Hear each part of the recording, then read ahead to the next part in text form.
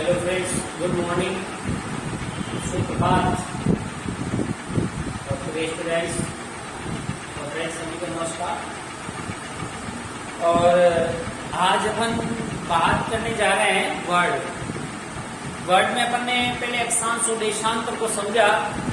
उसके बाद वर्ड में अपन स्थलीय भाग में अगर चलते हैं, स्थल मंडल, जल मंडल, जैसा कि अपन लास्ट सिलेबस में पढ़ा था, या तो स्थल मंडल होता है जो धरातलीय स्वरूप भौतिक भूगोल के अंतर्गत पढ़ा जाता है, या फिर अपन बात करें इसमें महासागर तो महाद्वीप आते हैं। इसके अलावा एक वायुमंडल वाला पोर्शन होता है और फिर सौर परिवार, सौर मंडल होता है। कभी कभी पृथ्वी की आंतरिक जो है परतें भी पूछ ली जाती है, तो उसी में अपन आगे बात करेंगे।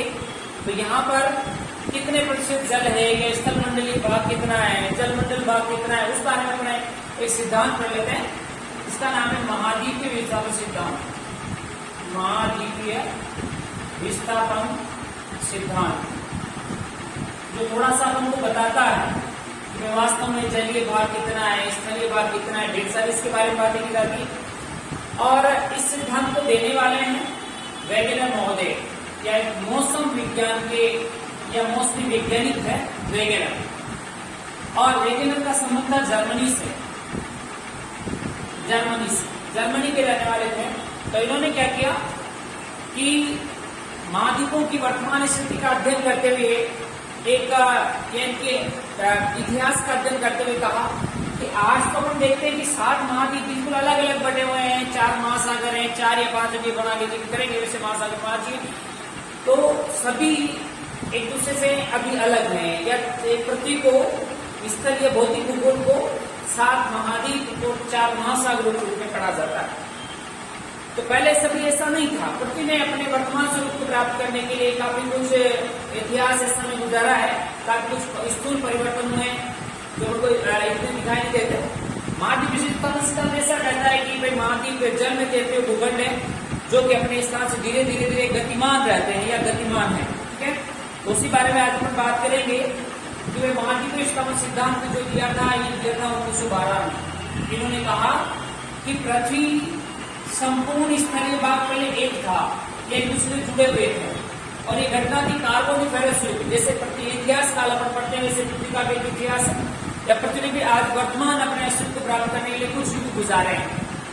तो कार्बोनिफेरस युग से पहले की घटना बताते हैं कि संपूर्ण पृथ्वी एक ही थी, स्थलीय भाग था जो कि 29.8% रेफरेंस के हिसाब से 29.2% भाग में फैला हुआ है। और इस स्थलीय भाग को इन्होंने जर्मन भाषा में कहा पेंजिया। और पेंजिया जैसा कि जर्मन भाषा का शब्द है पेंजिया, जिसका शाब्दिक अर्थ होता है जमीनी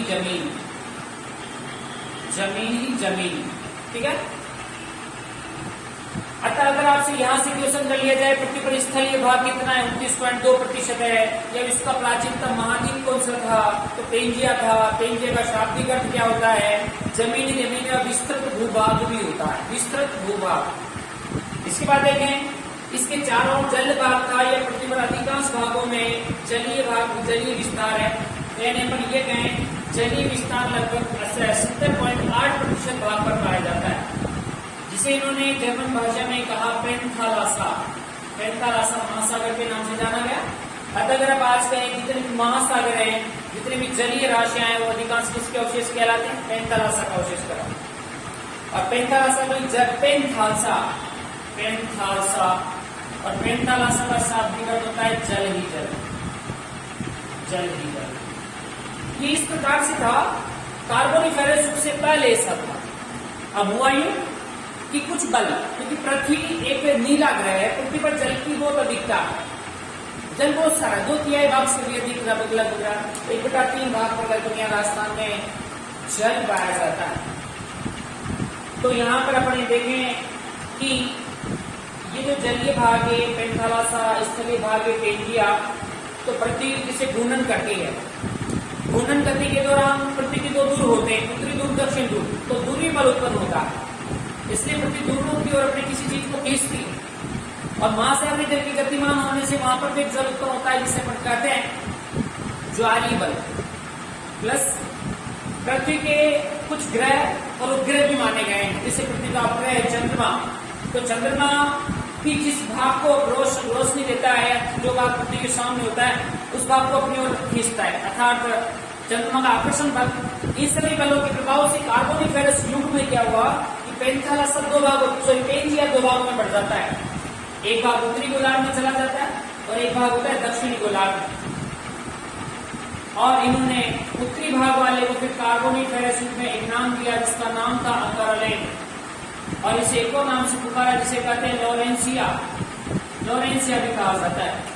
उत्तरी वाले भाग को, क्योंकि जो अब उत्तर दक्षिण में क्यों गए, क्योंकि दूर के बल कार्य कर रहा है, तो अंगारालैंड और दक्षिण वाले भाग को इन्होंने कहा गोंडवाना लैंड के नाम से जाना गया। इस प्रकार से ये पेंजिया महाद्वीप के कार्बोनिफेरस युग में दो विशालतम भूखंड अस्तित्व में आते हैं। और अब जो जलीय भाग का पेंथालासा, ये पेंथालासा जलीय भाग बीच में संकीर्ण सागर के रूप में अस्तित्व में आएगा, जिसे कहा जाएगा तैतीस सागर। तो अगर आपसे कहें इसका प्राचीनतम महासागर तो पेंथालासा है, प्राचीनतम सागर कौन सा है, तैतीस सागर है। इसके बाद क्या हुआ, कार्बोनिफेरस युग के बाद आता है क्रिटेशियस युग। क्रिटेशियस युग में क्या होता है कि वापस इन्हीं बलों के प्रभाव से ये अंगारालैंड व गोंडवानालैंड वापस पुनः विखंडित हो जाते हैं, इनके अलग अलग टुकड़े हो जाते हैं। तो यहाँ पर अंगारालैंड के विभाजन से जो महाद्वीप अस्तित्व में आते हैं उन्हें कहते हैं अमेरिका, उत्तरी अमेरिका। इसके बाद होता है यूरोप, यूरोप के बाद होता है आपका एशिया, और एक द्वीप अपन यहाँ पर पढ़ेंगे जिसका नाम है ग्रीनलैंड। विश्व का सबसे बड़ा द्वीप है जो सबसे उत्तर में, उत्तरी अमेरिका के इधर आपको दिखाई देगा, यहाँ उत्तर में छोर पे, तो ग्रीनलैंड। ये सभी भाग उत्तरी अमेरिका, यूरोप, ग्रीनलैंड, एशिया, यानी महाद्वीप तो तीन ही है, उत्तरी अमेरिका, यूरोप और एशिया। ग्रीनलैंड तो विश्व का सबसे बड़ा द्वीप है, काफी इंपोर्टेंट क्वेश्चन है, जिसकी वर्तमान नवीनतम राजधानी है नुक। अपन पढ़ेंगे अभी एरिक के द्वारा इसकी खोज की गई थी, जैसे बारे में चर्चा करते हैं। तो अंगारालैंड यानी लॉरेंसिया के विभाजन से कार्बोनिफेरस युग में तीन महाद्वीप अस्तित्व में आते हैं। और फिर यदि कहा जाए तो गोंडवानालैंड के विभाजन से आप जो अस्तित्व में आया दक्षिणी अमेरिका, इसके बाद है आपका अफ्रीका के बाद में बात करूंगा तो आएगा ऑस्ट्रेलिया, और ऑस्ट्रेलिया के बाद में बात करूंगा तो फिर आएगा आपका कौन सा, अंटार्कटिका। इस प्रकार से चार महाद्वीप गोंडवानालैंड के विखंडन से अस्तित्व में आते हैं।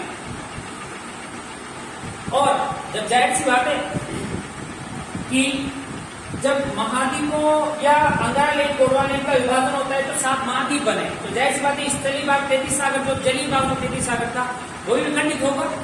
तो होता है क्रिटेशियस युग में वापस 33 सागर के विभाजन से 4 महासागर अस्तित्व में आते हैं। सबसे बड़ा है प्रशांत महासागर, प्रशांत के बाद अपन बात करें तो अटलांटिक महासागर, और अटलांटिक के बाद अपन बात करेंगे तो आपका होगा हिंद महासागर, और फिर होने वाला है आर्कटिक महासागर। इस प्रकार से पेंथालासा तैतीस सागर को वर्तमान में 4 महासागर के रूप में पढ़ा जाता है। पहले ध्यान देना, पहले एक अंटार्कटिक महासागर भी हुआ करता था। अंटार्कटिक ये 5वां यानी महासागर था, लेकिन वर्तमान में इसका अस्तित्व नहीं है। एनसीईआरटी के द्वारा इसे मान्य कर दिया गया है, क्योंकि कुछ प्रशांत महासागर, अटलांटिक महासागर, हिंद महासागर के जलीय भाग को ही जो अंटार्कटिका महाद्वीप के चारों ओर फैला हुआ था उसे अपन क्या कहते थे, अंटार्कटिक महासागर कहते थे। और अब उसे केवल 2010 में अंतर्राष्ट्रीय जल विज्ञान संगठन 2010 के बाद यह महासागर क्या कर दिया गया है, अमान्य कर दिया गया। ठीक है, तो इस प्रकार से आज अपन ध्यान रखें, भाई महासागर अपन को 4 पढ़ने हैं और महाद्वीप अपन को पढ़ते हैं 7। और मोस्टली ये स्थलीय भाग का पेंजिया का प्रतिशत काफी बार एग्जाम में पूछा जा चुका है। इसी के बाद अपन बात करते हैं, तो आगे चले अपन 1 बाय 1 महाद्वीप कंटिनेंट की स्टडी करेंगे। उससे पहले थोड़ा सा अपन एक रेफरेंस ले लेते हैं, तो महाद्वीप वर्ल्ड मैप में क्या, कहां पर क्या है, ये सब बात करके विश्व का सबसे बड़ा जो द्वीप है वो कौन सा है, ग्रीनलैंड है। तो यहाँ मैं आपको ले चलता हूँ, ये विश्व का सबसे बड़ा द्वीप है, इसका नाम है ग्रीनलैंड। ये ग्रीनलैंड है, और ग्रीनलैंड के बाद अगर मैं चलूंगा तो यहीं पर आपको मिलने वाला है उत्तरी अमेरिका मिलता है, उत्तरी अमेरिका। फिर थोड़ा आगे चला तो यहाँ पर आएगी पानामा जल संधि, पानामा जल संधि के बाद ही आपका स्टार्ट हो जाता है ये दक्षिणी अमेरिका। दक्षिणी अमेरिका, ठीक है। फिर अपन यहाँ पर चले तो यहाँ पर आपको जो महाद्वीप मिलने वाला है, ये महाद्वीप होगा यूरोप। ये महाद्वीप हो गया आपका यूरोप, ठीक है। और यूरोप के बाद में चलूंगा तो यहीं पर आपका महाद्वीप मिलने वाला है आपको। कौन सा मिलेगा भाई? कौन सा महाद्वीप? अफ्रीका। ये आपका एक और कॉन्टिनेंट हो गया अफ्रीका महाद्वीप। और अफ्रीका के बाद यदि मैं चलता हूं तो यहाँ पर विशालतम जो महाद्वीप है, सबसे बड़ा जो महाद्वीप है, इस महाद्वीप का नाम है, आप भली भांति जानते हो, ये आपका महाद्वीप है। कौन सा होने वाला है भाई? एशिया। एशिया, ठीक है। सबका महाद्वीप हो जाता है एशिया। इसके बाद यदि अपन चले तो यहाँ पर आपको एक महाद्वीप मिलेगा, ये जिसे अपन वर्तमान में द्वीप देश महाद्वीप तीनों के नाम से जानते हैं। ये महाद्वीप है आपका ऑस्ट्रेलिया। ऑस्ट्रेलिया महाद्वीप है। और दक्षिण में यदि अपन चलते हैं तो यहीं पर आपको एक महाद्वीप मिलेगा जिसे कहा जाता है अंटार्कटिका। अंटार्कटिका। इस प्रकार से ये पृथ्वी के 7 महाद्वीप है। महाद्वीप और कुछ द्वीप है, इस प्रकार से मिलाकर के स्थलीय भाग 29.2% हो जाता है। अब अगर अपन क्रम याद रखें कि महाद्वीपों के उत्तर से दक्षिण में आरोही अवरोही क्रम क्षेत्रफल के आधार पर याद रखिए, क्योंकि काफी बार एक क्रम का कौन सा कथन असत्य है या महाद्वीपों कौन सा क्रम सही है, ऐसे ढेर सारे प्रश्न कर लिए जाते हैं। तो सबसे बड़ा महाद्वीप जो आप जानते हो नंबर 1 कौन सा आने वाला है भाई? एशिया। कुल इंडिया का लगभग कितना प्रतिशत क्षेत्रफल लेकर बसा हुआ है? 30%। तो सबसे बड़ा महाद्वीप कौन सा होगा? एशिया होगा। एशिया के बाद बात करूंगा तो नंबर 2 दूसरा सबसे बड़ा महाद्वीप होगा जो कौन सा होने वाला है? अफ्रीका। तो जैसे कि अफ्रीका जानते हो आप, गोंडवाना का अवशेष है, यह कुल इंडिया का 20% लेकर बसा हुआ है। तीसरा सबसे बड़ा महाद्वीप है उत्तरी अमेरिका, और उत्तरी अमेरिका कुल इंडिया का लगभग 16% लेकर बसा हुआ है। अब चौथा सबसे बड़ा महाद्वीप आता है, कौन सा आएगा? तो दक्षिण अमेरिका, जो कुल इंडिया का कितना होगा? 12% लेकर बसा होगा, ठीक है। तो ये 5वां सबसे बड़ा महाद्वीप कौन सा होगा? 5वां आने वाला है भाई यहाँ पर, ये आपका अंटार्कटिका, जो कुल इंडिया का लगभग कितना प्रतिशत है? 10%। छठा सबसे बड़ा महाद्वीप है आपका यूरोप। यूरोप आपके कुल इंडिया का लगभग कितना है? 7%। और सबसे छोटा महाद्वीप है 7वां, जो कौन सा है? ऑस्ट्रेलिया, और कुल इंडिया का लगभग कितने प्रतिशत है? 5%। तो इस प्रकार से आपको क्या याद रखना है कि भाई महाद्वीपों क्रम,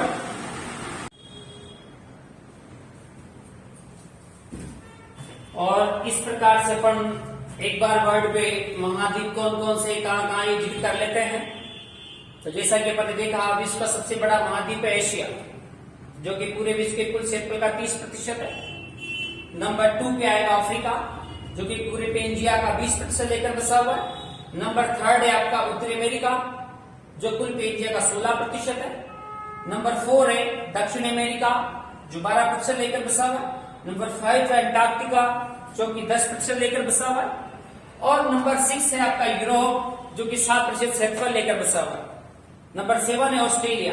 इस प्रकार से ये होता है आपका स्थलीय भाग। बाकी बहुत सारे द्वीप आते हैं, द्वीप समूह आते हैं, जो अपन कुछ इन्हीं देशों के या महाद्वीपों ने अपने अधिकार में लिया हुआ है, केवल अंटार्कटिका को छोड़कर, क्योंकि पृथ्वी के इतिहास को या पृथ्वी के अस्तित्व को बनाए रखने के लिए यूएनओ के द्वारा अंटार्कटिका को स्वतंत्र महाद्वीप का दर्जा दिया गया है।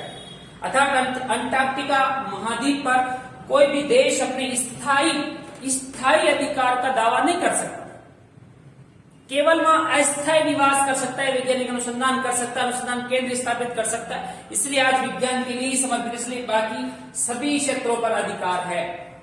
ये तो हुआ आपका जलीय स्थलीय भाग। अब जलीय भाग के बारे में बात करें तो जैसे जलीय भाग की पृथ्वी पर 70.8%, और इसे अपने प्रारंभ पेंथालासा कहा था।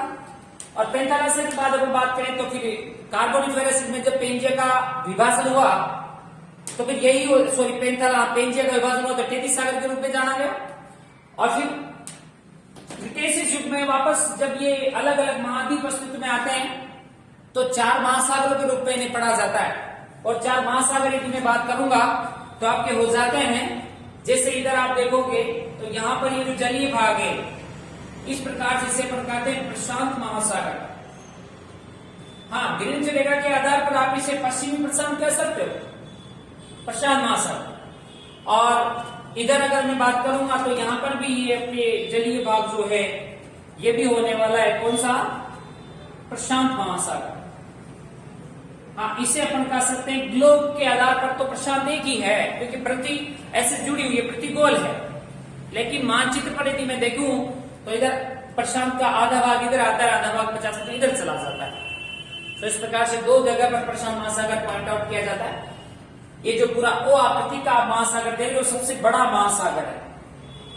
इसके बाद अगर बात करें तो यहीं पर ये एस आकृति का, एस आकृति में एक महासागर आपको मिलेगा जिसे अपन कहते हैं अटलांटिक। अटलांटिक आगे ढेर सारी बातें अपन इसके बारे में करेंगे कि अटलांटिक महासागर को अंध महासागर भी कहा जाता है। अटलांटिक महासागर जिसकी उत्पत्ति उत्तरी अमेरिका दक्षिण अमेरिका के पश्चिम की ओर खिसकने से हुआ, अर्थात इसका पहले अस्तित्व नहीं था। यानी उत्तरी अमेरिका, यूरोप, दक्षिण अमेरिका और अफ्रीका आपस में जुड़े हुए थे। इसके बाद आप देख रहे हो एस आकृति में अटलांटिक हो गया, ओ आकृति में हो गया कौन सा, प्रशांत। और यहाँ पर डी आकृति में एक महासागर है जिसे अपन कहते हैं, क्या कहते हैं, आर्कटिक महासागर। आर्कटिक महासागर जो कि एक श्वेत या बर्फीला महासागर है। और अभी काफी अच्छी बात है कि जब अंटार्कटिका में भारत का एक अनुसंधान केंद्र था, दक्षिण गंगोत्री, सबसे प्राचीनतम माना जाता था, वो नष्ट हो जाने के बाद, क्योंकि जो अंटार्कटिका की विशेषताएं हैं, ब्लिजर्ड पौने चलती है, बर्फ जमी रहती है, एस्किमो जनजाति निवास करती है, सील मछली पाई जाती है बर्फ के नीचे, सेम वही कंडीशन आपको आर्कटिक महासागर में ध्यान रखना है क्योंकि ये भी श्वेत महासागर है, बर्फीला महासागर है। तो यहाँ एक नवीनतम अनुसंधान केंद्र स्थापित किया है भारत ने अपना, हिमाद्री। काफी इंपॉर्टेंट क्वेश्चन निकल करके आता है कि आर्कटिक महासागर में स्थित भारत का एकमात्र अनुसंधान केंद्र कौन सा है, हिमाद्री है, जो दक्षिणी गंगोत्री अंटार्कटिका के नष्ट हो जाने के बाद, क्योंकि लास्ट हिल्स में था, उसमें बर्फ में हलचल उत्पन्न हो जाने के कारण नष्ट हो चुका था। ये डी आकृति का है। इसके बाद आप देख रहे हो ये एम आकृति का महासागर है जिसे अपन कहते हैं कौन सा महासागर कहेंगे भाई, हिंद महासागर, जो भारत माता के चरण धोता है।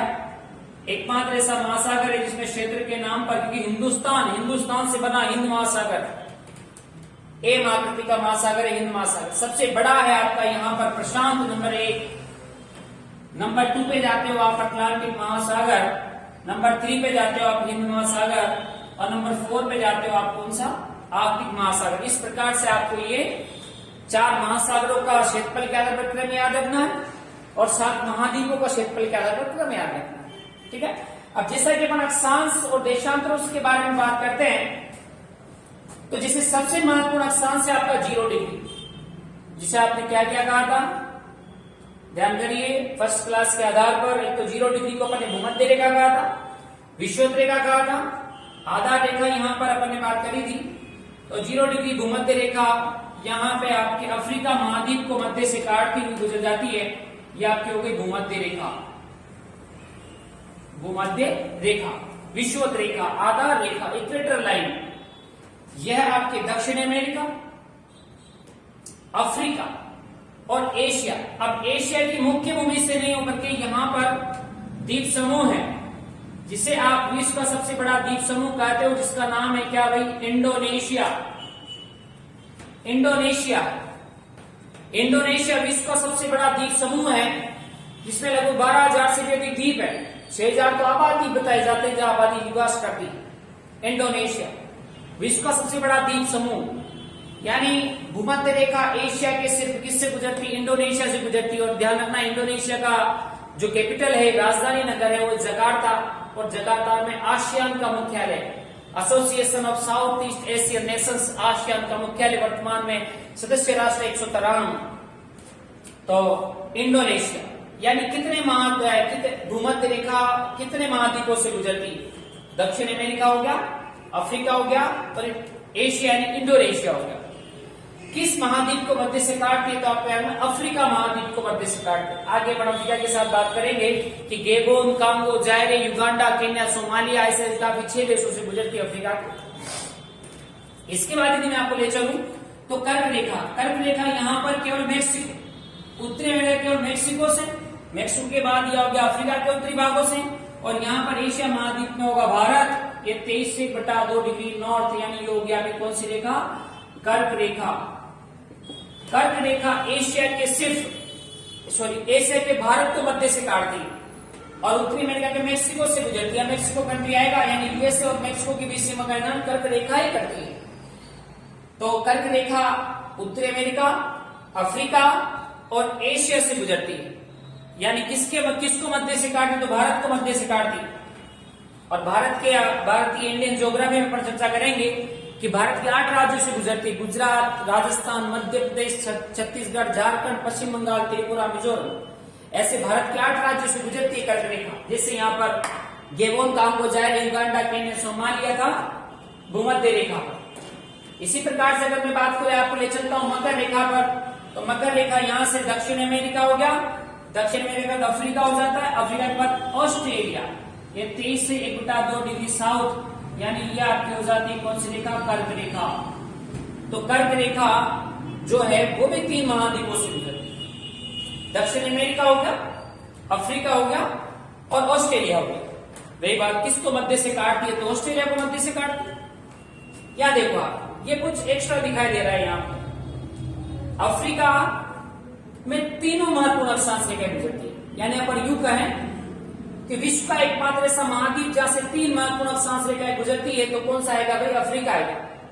ठीक है, तो आपस में रिपीट करें, कर्क रेखा 3 महाद्वीप, उत्तरी अमेरिका, अफ्रीका और एशिया, किसको मध्य से काटती है? तो भारत को मध्य से काटती है। भूमध्य रेखा पर भी 3 महाद्वीप है, दक्षिण अमेरिका, अफ्रीका, एशिया, और एशिया के सिर्फ किससे?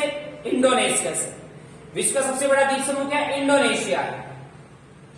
राजधानी क्या है? जकार्ता। किसका मुख्यालय? आसियान का। रही बात भूमध्य रेखा किसको मध्य से काटती है? तो अफ्रीका को मध्य से काटती है। फिर अपन बात कर रहे हैं मकर रेखा, तो भी 3 महाद्वीप आएंगे, दक्षिण अमेरिका, अफ्रीका और ऑस्ट्रेलिया, किसको मध्य से काटती है? तो ऑस्ट्रेलिया को मध्य से काटती है। अब ऐसे महाद्वीप जहां से कोई महत्वपूर्ण अक्षांश रेखा नहीं गुजरती, तो आपके पास क्या मिलेगा? तो यूरोप, और एक दूसरा क्या मिलता है? अंटार्कटिका। कोई महत्वपूर्ण अक्षांश यहाँ से नहीं गुजरता, अक्षांश। हाँ, देशांतर गुजरता है, पेपर चर्चा करेंगे आगे। तो इस प्रकार से जहां पर और एक बहुत अच्छा क्वेश्चन है, यहाँ पर एक देश है, विश्व का एकमात्र ऐसा देश, विश्व का एकमात्र ऐसा देश जहां से 2 महत्वपूर्ण अक्षांश रेखाएं गुजरती है, तो कौन सा आने वाला है भाई? यहां पर आपका आएगा ब्राजील। ब्राजील विश्व का एकमात्र ऐसा देश है जहां से 2 महत्वपूर्ण अक्षांश रेखाएं गुजरती है। आगे अपन बात करेंगे ब्राजील में कावा यानी कॉफी की खेती की जाती है, यहाँ कॉफी के बागानों को फजेंडास कहा जाता है। ठीक है, और कावा मार्ग भी काफी ढेर सारी बातें हम वर्ल्ड जीके में करने वाले हैं। तो ये प्रोसेस अपन को अच्छे तरीके से ध्यान रखना है। 7 महाद्वीपों क्रम है, कौन सा महत्वपूर्ण देश अक्षांश कहां से गुजरता है, ये अपन नेक्स्ट चैप्टर अपना होगा। प्रत्येक महाद्वीप का एक अलग से क्लास आपको मिल जाएगी, अलग से क्लास डेली टू डेली आपको अवेलेबल हो जाएगी। और वर्ल्ड के लिए कहीं नहीं जाना, मतलब मेरा तो ये कहना है आपसे कि ज्योग्राफी एक ऐसा सब्जेक्ट है जो केवल मैपिंग सिस्टम से पढ़ा जा सकता है। और आई थिंक मेरे एक्सपीरियंस के हिसाब से आपको बताता हूं कि इसके अलावा कुछ पढ़ने की आवश्यकता है। आप आईएएस दीजिए, आरएस दीजिए, कितना ही बड़े से बड़े एग्जाम दीजिए, अगर इंडिया वर्ड आपको लर्न करना है तो बस सफिशियंट है। और ना इससे ज्यादा कहीं आपको बुक्स में मिलने वाला है। क्वेश्चन आएगा तो यही से आएगा, 100% डन है। आगे पर महाद्वीप पढ़ेंगे तो ऑटोमेटिक आपको रियलाइज हो जाएगा। कहीं मत पढ़िए, केवल ओनली ऑन यूट्यूब पर अपना एक चैनल सब्सक्राइब कर लीजिए अच्छा लगे तो, और अपने फ्रेंड्स को शेयर करें। घर में बैठ के कोरोना काल में शांति से पढ़ाई करें। और बहुत जल्दी आपके 2021-22 में आपको आईएएस का एग्जाम मिलने वाला, आईएएस एग्जाम